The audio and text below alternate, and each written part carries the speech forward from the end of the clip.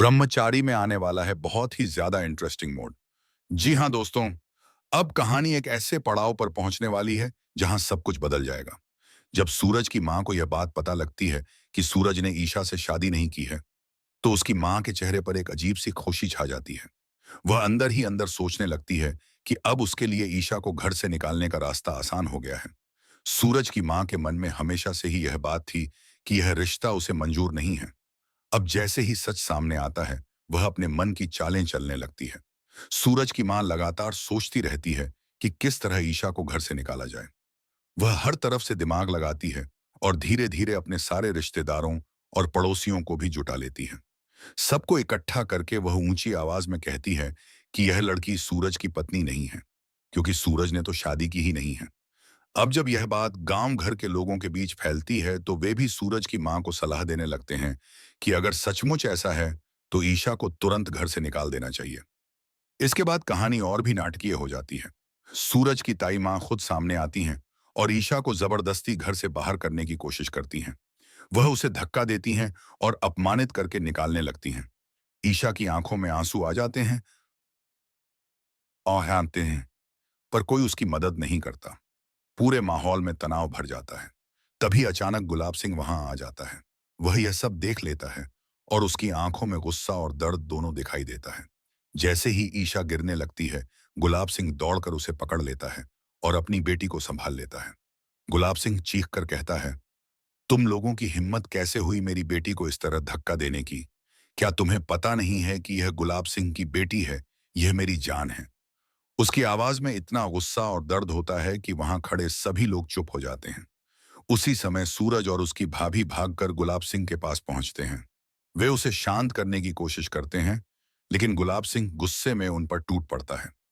वह सबको खरी खोटी सुनाता है क्योंकि उसकी बेटी को बेइज्जत किया गया है। सूरज यह सब देखकर बहुत दुखी होता है। उसे यह सब बिल्कुल अच्छा नहीं लगता। लेकिन अपनी मां के सामने वह कुछ नहीं कह पाता। गुलाब सिंह की नाराजगी बढ़ती जाती है।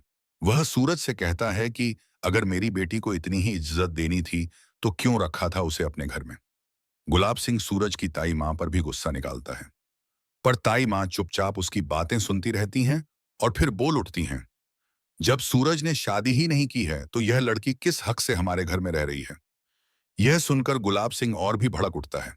वह ताई मां से कहता है, मैंने अपनी बेटी को तुम्हारे घर इसलिए रखा था क्योंकि उसने एक छोटी सी गलती की थी, पर इसका मतलब यह नहीं कि तुम लोग जब चाहो उसे अपमानित करोगे। याद रखो, मैं तुम्हें इस बात की सजा जरूर दूंगा। उसकी आवाज में इतनी ताकत होती है कि ताई मां के पैरों तले जमीन खिसक जाती है। वह अंदर से डर जाती है। "न तो बात क्यों मां मजीब, अरे ये सत्ता मता है", लेकिन फिर भी कुछ बोल नहीं पाती। इसके बाद सूरज खुद को रोक नहीं पाता। वह गुलाब सिंह से माफी मांगने लगता है। कहता है, मैं आपके विश्वास पर खरा नहीं उतर पाया।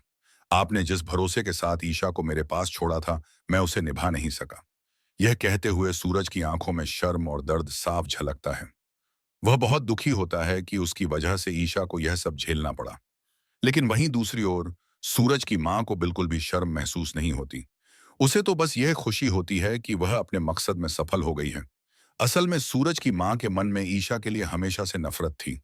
कभी ना कभी वह उसे अपने घर से निकाल ही देना चाहती थी, और अब जब मौका मिला तो उसने रिश्तेदारों और गांव के लोगों के सामने ईशा को अपमानित कर दिया।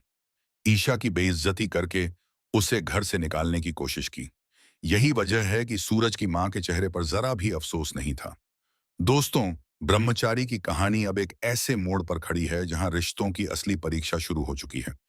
एक तरफ गुलाब सिंह अपनी बेटी के लिए खड़ा है, दूसरी तरफ सूरज अपनी मां और ईशा के बीच फंसा हुआ है। आगे क्या होगा, यही देखना सबसे रोमांचक होगा। तो दोस्तों, उम्मीद है कि आपको यह वीडियो जरूर पसंद आया होगा। अगर अच्छा लगा हो तो चैनल को लाइक, शेयर और सब्सक्राइब करना बिल्कुल मत भूलिएगा। धन्यवाद।